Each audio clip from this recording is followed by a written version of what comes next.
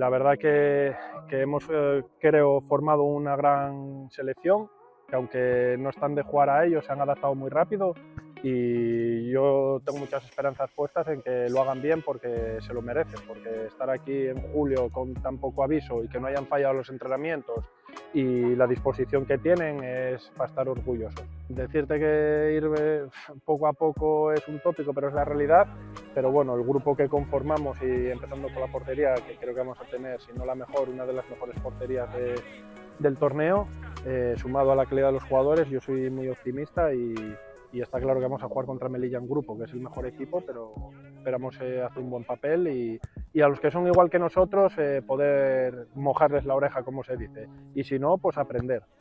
porque es la primera vez. Dar las gracias al Sporting y más a la persona de Joaquín, ¿no? Que fue un impulsor de este deporte en España y habernos montado esto aquí en Mareo, la verdad que ha sido un lujo y un honor.